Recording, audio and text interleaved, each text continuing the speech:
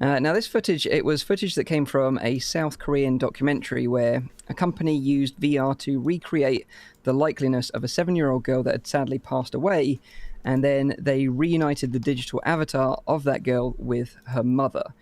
So sadly, we can't show the video, as apparently it's getting a lot of copyright strikes for people that are showing it, but I can kind of explain what it shows. I think we've got a couple of stills as well. It's actually really hard to watch the video as well.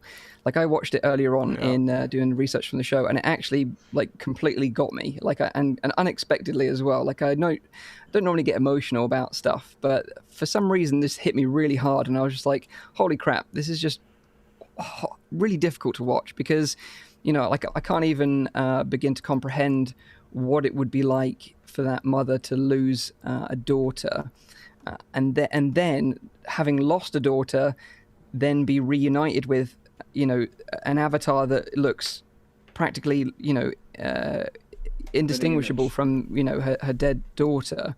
This is literally a Black Mirror episode, though, isn't it? I mean, I know you were going to bring it up probably, but it totally is. It's so weird, because I never expected that to make it into real life. Yeah, eerie. and just the mother's emotions. Obviously she's wearing a Vive Pro headset, which is wireless, and she's got like these gloves on and Vive trackers on her hands, and it's all kind of been filmed in like mixed reality almost. But you can hear from her voice, the pain that she's going through, and obviously the tears are streaming like from underneath the headset. So like, it completely got me. I was like, oh my god, this is like so hard to watch, but it's very interesting, and it opens up a very interesting sort of conversation to have. And this is kind of what I wanted to open it up to you guys as well, in that this kind of technology. So they've recreated this avatar of this woman's dead daughter, which is tragic. I think she had like an illness, so she didn't make it, sadly. But the thing is, when you watch the video, probably the heartbreaking thing about the whole thing is that the mother is trying to reach out and grab her. She wants to hold her. She wants to hug her.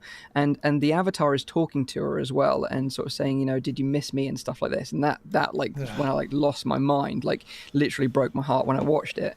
But the thing is, like, should this be possible? Is the question really that I wanted to ask, because in my opinion, with the whole grieving process, and of course you never want to forget these people. That will never happen. You'll always remember them, but at some point you've got to let go, right? You've got to let go of this physical connection.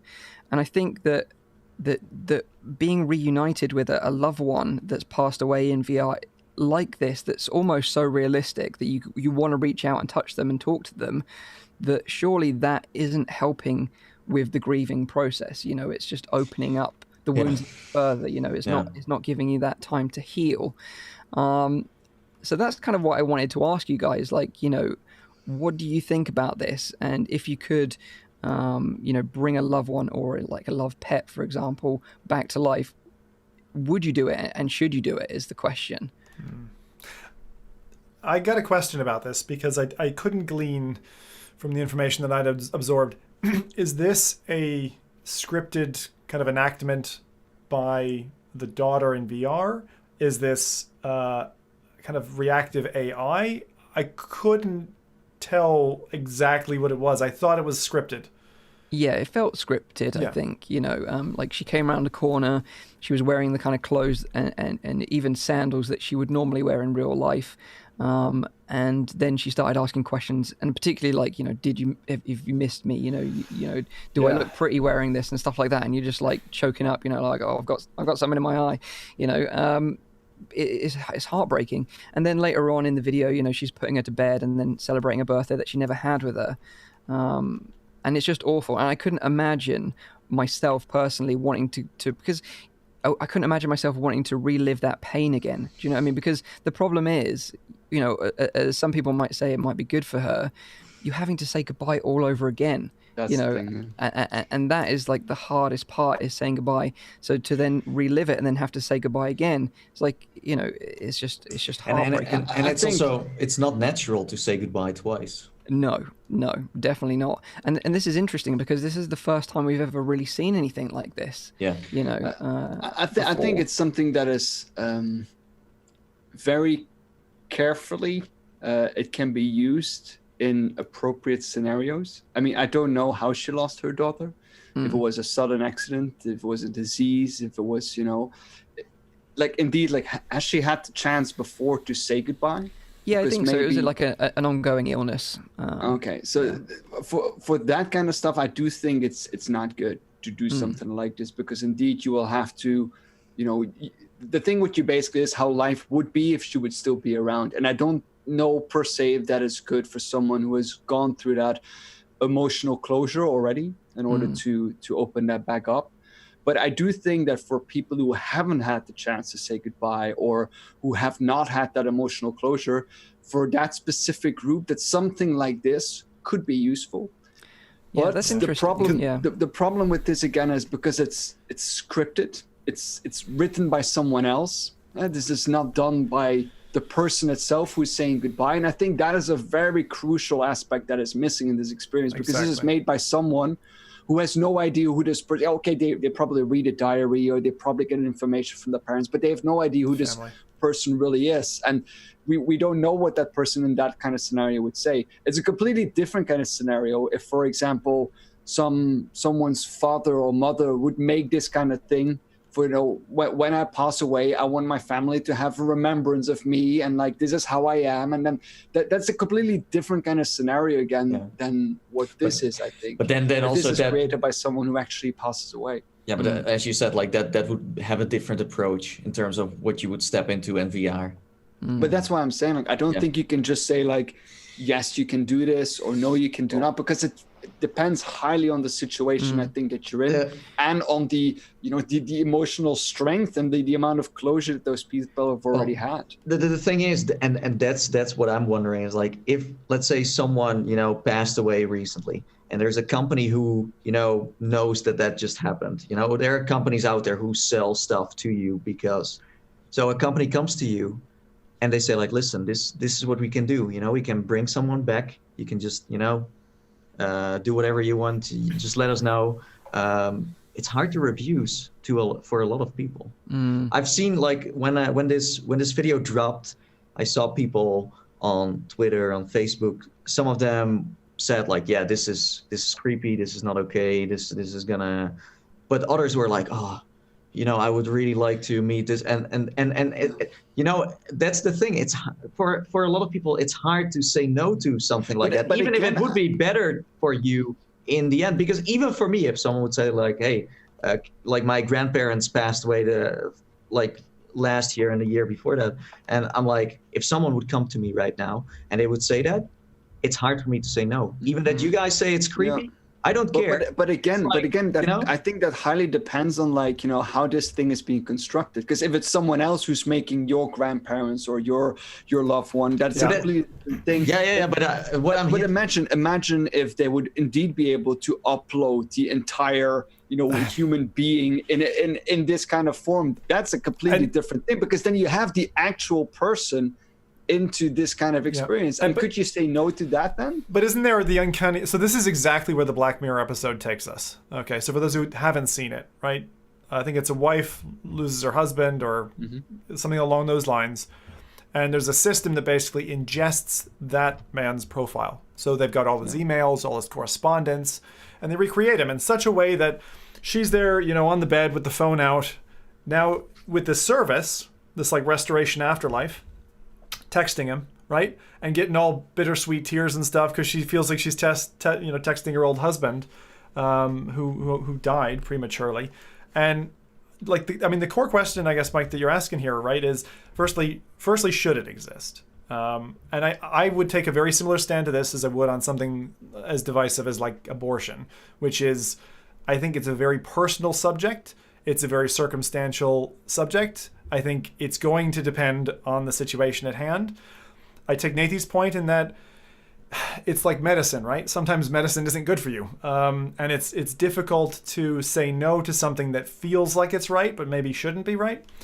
Or that's something that you shouldn't opt into. For me personally, I've unfortunately dealt with this situation quite directly. I used to be a hospital porter, and we deal with people who were very ill, to the point where you'd go from the minute they were alive, they'd die, the family would be there, they'd go through the trauma that is for whatever minutes it is. We'd wrap up the body, take him downstairs into the morgue, and shelve him. Like, that was my job for a while. So dealing with that pain, like what you said, like that video, watching that back, brought those memories back to me. This kind of wave of, like, when you feel someone else's pain, it's your mirror neurons all kicking off. And so you feel like you're in their shoes, and it's a really weird human thing. I going through that, I'm glad we have that capability, because it allows us to be empathetic with someone else instead of just standing there coldly being like, oh, they're going through something. I have no idea what that feels like. Your brain triggers in a way.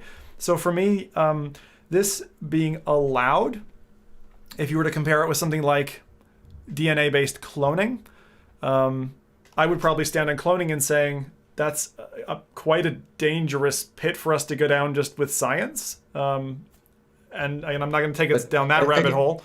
But for this, it feels, because it's very personal, and it doesn't have like a multiplicative effect. It's one person.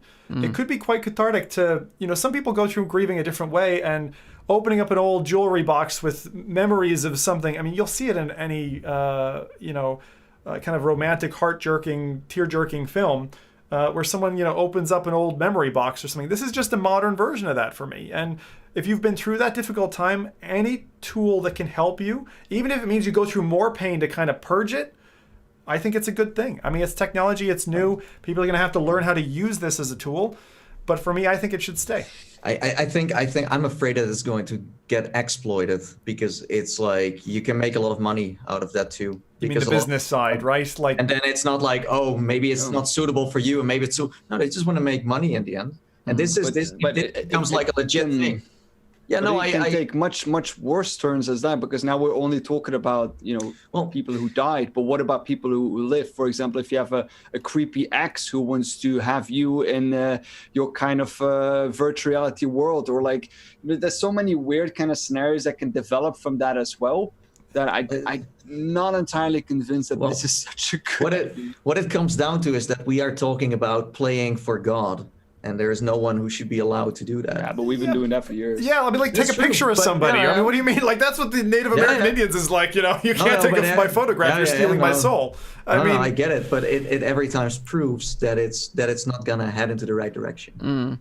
Yeah. I think Rowdy made an interesting point in that, say the circumstances around the death are quite sudden, and you didn't have the ability to say goodbye.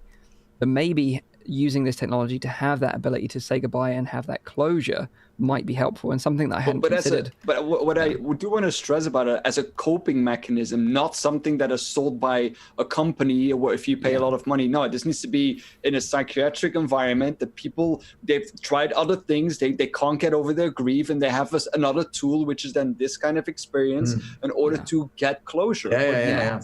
Control. That a company could say when it's like person on a file and if it's controlled and it's used like as a medicine in a way where it's like they did research on it, they know what the effects are. If it's good to use that on this person based on all the data they have, then it's fine. But if it becomes a commercial thing, because I disagree so wholeheartedly on this, because again, you're saying that based on measurements, you're going to be able to tell what's right and wrong, which is not that clear cut in this case. It's not. And I think what Nathan's saying is, like, if it was someone like a doctor or a psychiatrist that was saying, maybe try this out. Still, how many doctors misprescribe medicine? It's not that clear cut. Yeah, but what I think is the point. The reason why I wanted to talk about this was because it was something, I think, unlike anything else we've ever seen. Yeah. As human beings, we've never seen anything like this. I don't think before. A full embodiment of a lost one in such a realistic and immersive way. We've never seen that before. So I thought it was unique. I thought it was interesting, and it does raise these like interesting questions around ethics and whether it's right for someone or maybe not right for someone else. But it certainly divided the opinion online, and I think it's divided us to a certain degree as well. In terms of whether we think it's right or not. There's also a really good point here that Rowdy made, and I want to go into that because for me, we're now in the age of profiling. And what I mean by that is you've got a digital profile. Google knows you. Facebook knows you. Whatever search engine you use knows you, and probably your texting service or whatever, like WhatsApp. Insurance companies are trying to get your DNA sequence so they can determine which kind of genetic, kind of disability. But why not? But this is what Rowdy's saying. Like, right? What if it's like, here, I'm gonna take a hair out of Mike's beard, and now Mike's my personal sex doll. How?